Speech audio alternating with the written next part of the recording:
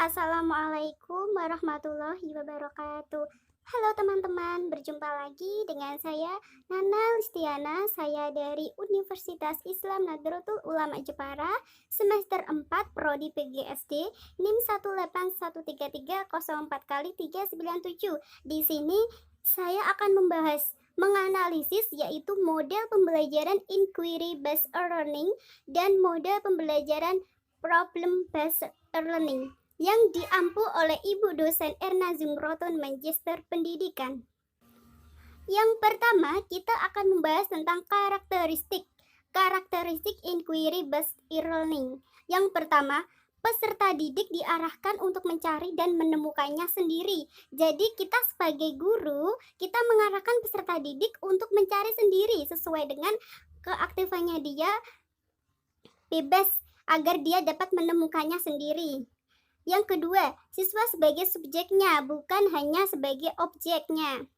Yang ketiga, menghargai fakta dan mampu membedakan fakta dan opini.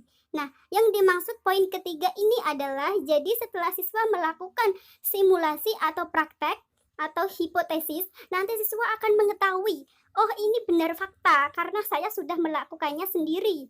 Nah, seperti itu. Jadi, nanti peserta didik akan dapat membedakan mana fakta, mana yang opini. Poin yang keempat adalah percaya diri terhadap kemampuan belajarnya.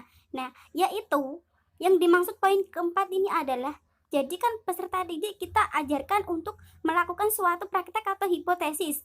Nah, setelah itu dia berhasil.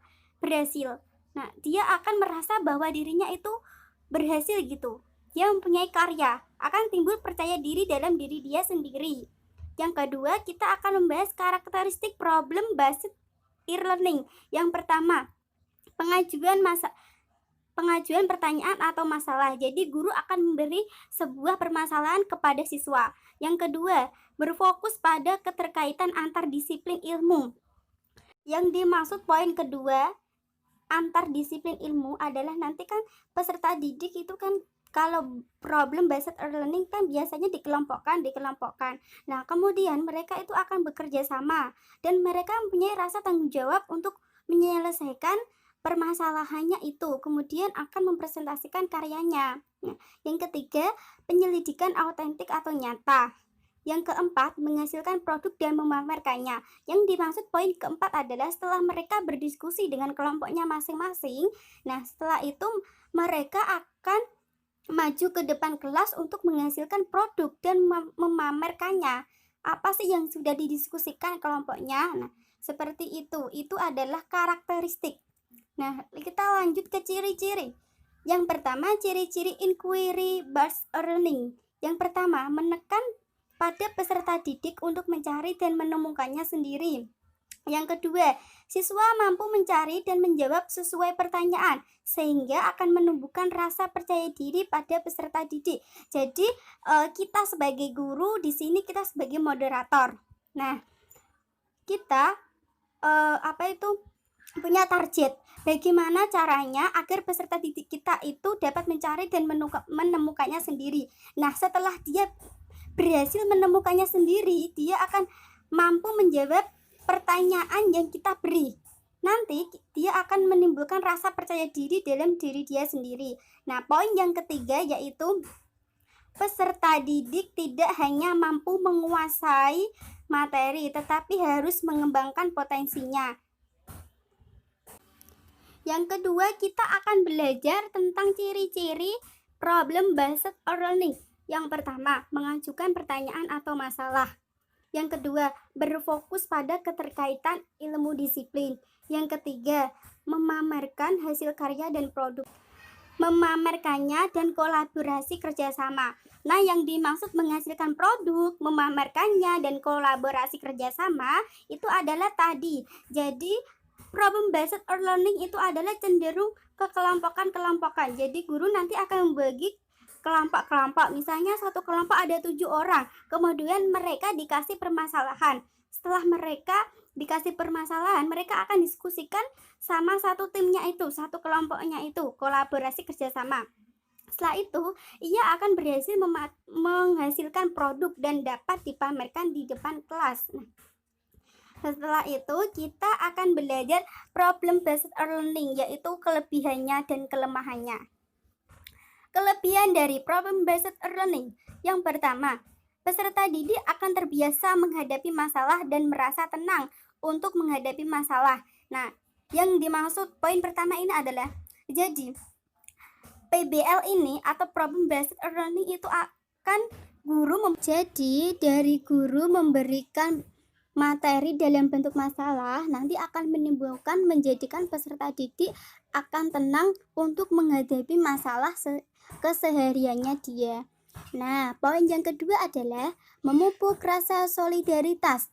Kok bisa ya teman-teman kelebihan dari PBL itu memupuk rasa solidaritas? Nah, ini jawabannya. Karena peserta didik di sini terbiasa berdiskusi. Nah, yang ketiga, makin mengakrabkan pendidikan dengan peserta didik. Yang keempat, membiasakan peserta didik dengan metode eksperimen. Nah, setelah kita belajar kelebihan dari PBL, selanjutnya kita belajar tentang kelemahan PBL. Yang pertama, tidak banyak pendidik yang mampu mengantarkan peserta didik pada pemecahan masalah. Yang kedua, seringkali memerlukan biaya mahal dan waktu yang panjang. Yang ketiga, aktivitas peserta didik di luar kelas sulit dipantau oleh pendidik. Jadi kelemahan dari PBL itu seperti itu.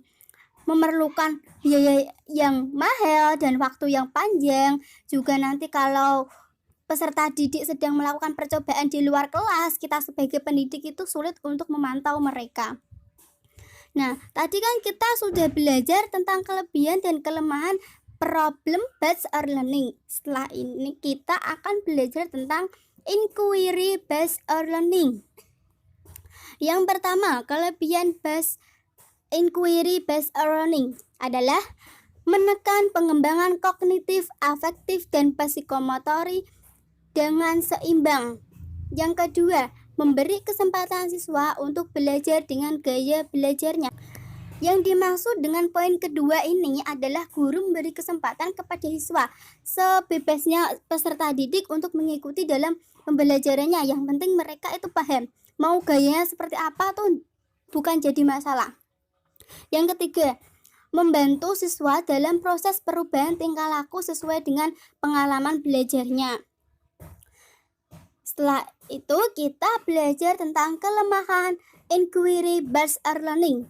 Yang pertama, perlu adanya kesiapan mental. Jadi, pendidik ingin menggunakan metode inquiry based learning. Kita lihat dulu peserta didik itu kesiapan mentalnya sudah siap apa belum. Yang kedua, kelas dengan jumlah anak peserta didik yang banyak tidak memungkinkan jika pembelajaran ini berhasil. Maksudnya adalah jika kita menggunakan metode inquiry based learning itu nanti akan tidak berhasil. Poin yang keempat adalah pengeluaran dana terlalu banyak untuk melakukan penemuan tersebut. Selanjutnya kita akan belajar tentang sintak pembelajaran inquiry based learning. Jadi ini adalah langkah-langkah untuk pembelajaran inquiry based learning. Yang pertama ada kegiatan rasional, yaitu guru mengajukan pertanyaan dan memberi permasalahan. Setelah guru memberikan pertanyaan dan memberi permasalahan, nanti guru memberikan referensi pembelajaran melalui pertanyaan dan diarahkan ke jawaban yang benar. Kegiatan yang kedua yaitu eksperimental.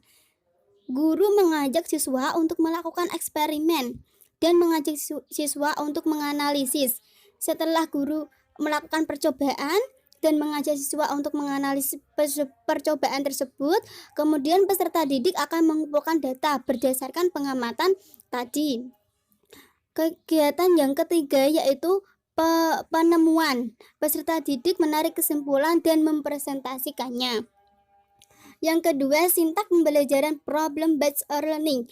Yang pertama, orientasi siswa terhadap masalah. Yang kedua, mengkoorganisir peserta didik untuk belajar. Mengkoorganisir adalah bagaimana kemampuan guru untuk menguasai kelasnya. Yang ketiga, membimbing penyelidikan. Dalam sintak pembelajaran problem based learning ini kan siswa dikelompokkan.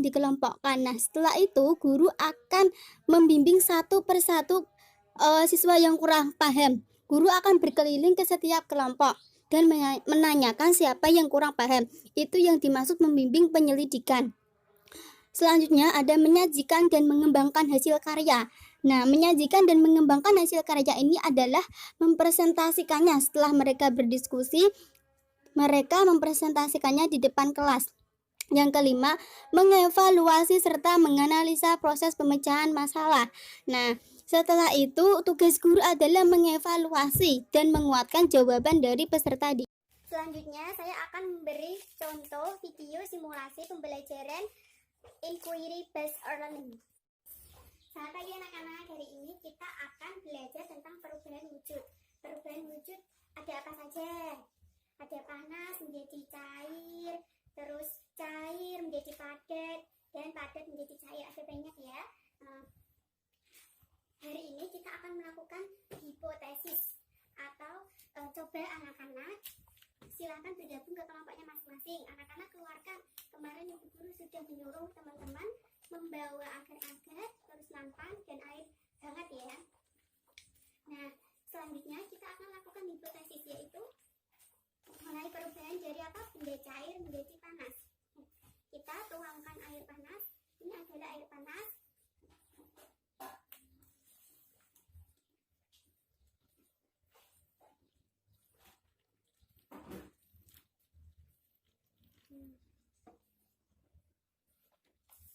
Ini adalah benda cair ya. Kemudian kita masukkan agar-agar. Kita aduk-aduk. Kelompok coba diaduk-aduk itu. Nanti apa yang akan terjadi? Anak-anak dianalisis hasil dari praktek kerja kita tadi ya. Ditulis di kertas apa yang anak-anak ketahui. Tadi kan benda perubahan dari benda cair menjadi padat. Nanti jika ada yang kurang jelas silahkan ditanyakan. Nah, anak-anak coba amati ini. Nah, temuan apa yang dapat kalian simpulkan? Nah, tadi kan ini kan dari benda cair kemudian berubah menjadi benda padat. Ia membeku. Nah, pertemuan itu silakan tulis di kertas ya. Dan kumpulkan data-data dan dianalisis. Silahkan lihat di buku tema. Selanjutnya saya akan memberikan contoh simulasi pembelajaran problem based learning. Anak-anak, pada pagi hari ini kita akan belajar tentang bagaimana cara melestarikan hewan-hewan langka. Coba anak-anak sebutkan contoh hewan langka itu apa saja. Benar, monyet adalah hewan yang langka. Terus apa lagi? Gajah. Iya, betul sekali. Gajah itu adalah hewan yang langka. Orangutan, harimau, nah itu semua adalah hewan yang langka. Nah, kita sebagai penerus bangsa, bagaimana sih langkah anak-anak itu untuk melestarikan hewan-hewan yang sudah langka ini? Nah, silakan dianalisis sesuai, silakan duduk sesuai kelompoknya. Bagaimana cara pelestarian hewan langka dan dikaitkan kepada Pancasila? Coba sebutkan, sila pertama itu apa? Kamu Devin? Iya, benar sekali. Sila pertama adalah ketuhanan yang Maha Esa.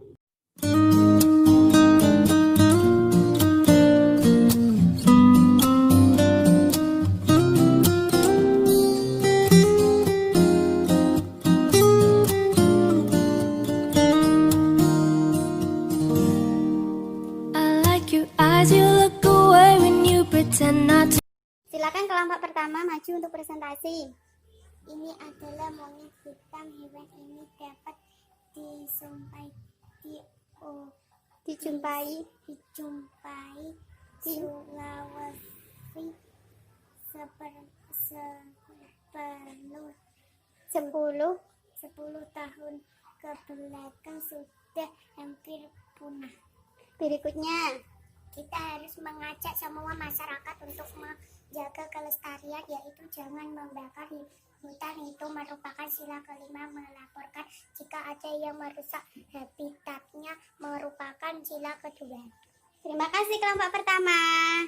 Selanjutnya kita akan belajar tentang perbedaan inquiry based learning dengan problem based learning. Yang pertama, inquiry based learning, yaitu menjadikan peserta didik berpikir kritis. Yang kedua, biaya yang dibutuhkan itu sedikit. Nah, jika kita menggunakan problem based learning, bisa juga biaya yang dibutuhkan itu banyak. Nah, peran di inquiry based learning, guru sebagai moderator. Poin yang keempat, menggiring siswa untuk menemukan pengetahuan yang baru. Yang kelima, guru mengarahkan siswa untuk merumuskan hipotesis. Nah, setelah kita belajar tentang inquiry, kita belajar tentang perbedaan problem based learning, yaitu ada guru memberikan sebuah permasalahan. Poin yang kedua, permasalahannya tersebut adalah masalah yang sering ditemukan dalam peserta didik sehari-hari. Yang ketiga, suatu pembelajaran yang menggunakan pendekatan masalah. Tadi kita udah belajar tentang perbedaan. Selanjutnya kita belajar tentang persamaan problem based learning dengan inquiry based learning. Persamaannya dari kedua PBL itu dan IBL itu adalah menjadikan peserta didik lebih mandiri. Kok bisa mandiri? Karena mereka akan mencari, menganalisis, mencari dengan gaya bahasanya masing-masing. Guru hanya sebagai moderator, biar anak-anak yang aktif. Poin yang kedua, masalah yang diberikan ke peserta didik adalah masalah yang sebelumnya sudah ada. Jadi masalah yang diberikan peserta didik itu masalah yang sudah ada, dalam kehidupan mereka sehari-hari. Yang ketiga, jenis tugas yang diberikan berkelompok dan mandiri. Yang keempat, jenis evaluasi penelitian kualitatif dan kuantitatif. Yang kelima, pendekatan yang dipakai untuk memecahkan masalah yaitu multidisipliner. Sampai sini teman-teman sudah paham? Terima kasih, semoga bermanfaat bagi kita semua. Apabila ada salah kata, saya mohon maaf. Wassalamualaikum warahmatullahi wabarakatuh.